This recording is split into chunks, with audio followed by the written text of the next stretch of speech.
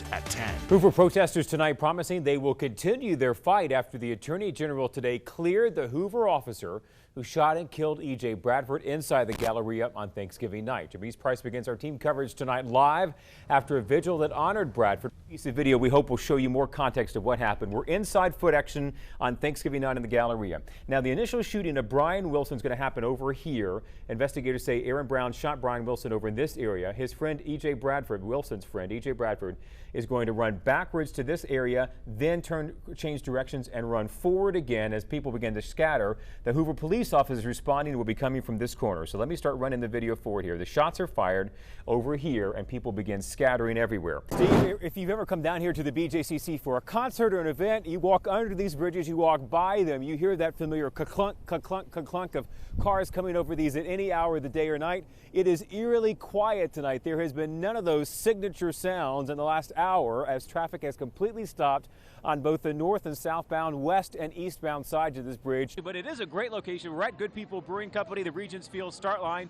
Finish line's just around the corner, so it's going to be kind of a one course twice for the marathoners and 13 and a half for the half. Let me run you through the course. It was an active shooter situation at UAB Highlands. You see them putting up police tape right now from our live pictures. Again, this is 11th Avenue South, just down Red Mountain from our studios here on Birmingham's south side, where we have a massive police presence in place. Two sources are telling us there was an active shooter situation. There have been people shot in this building, a medical facility, as you well know, used by a lot of patients day in and day out. We don't know how many people have been shot or the severity, but there is what we know on the screen for you.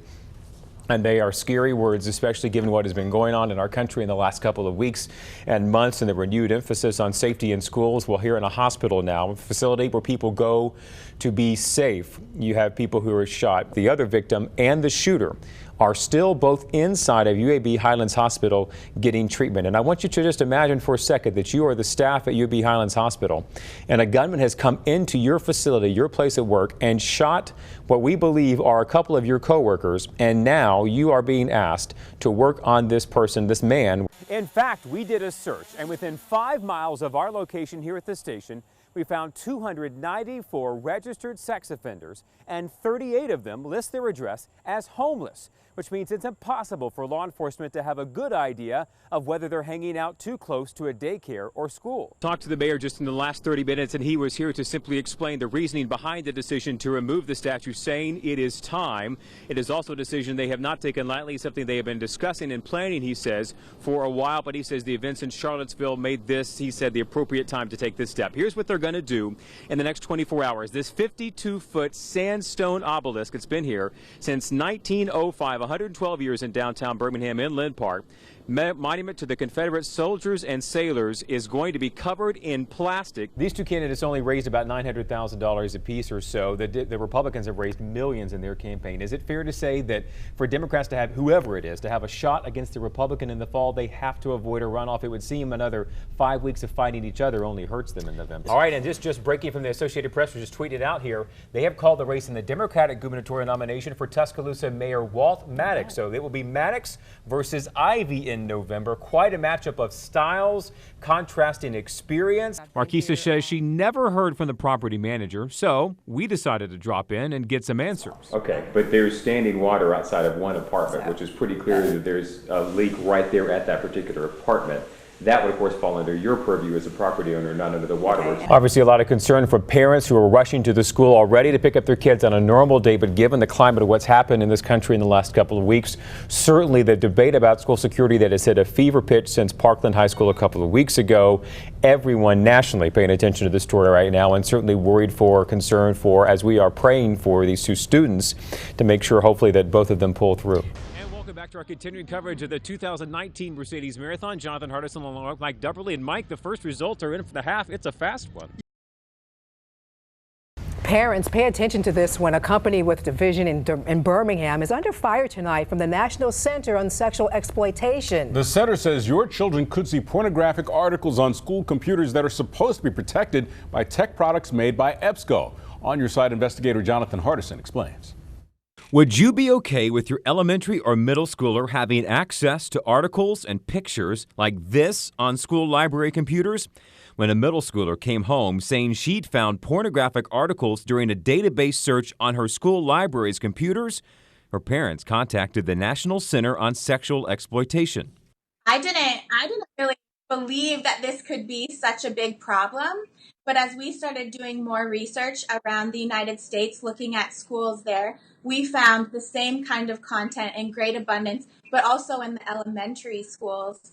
The databases are part of a set of products offered by EBSCO Information Services, a company with a division based in Birmingham.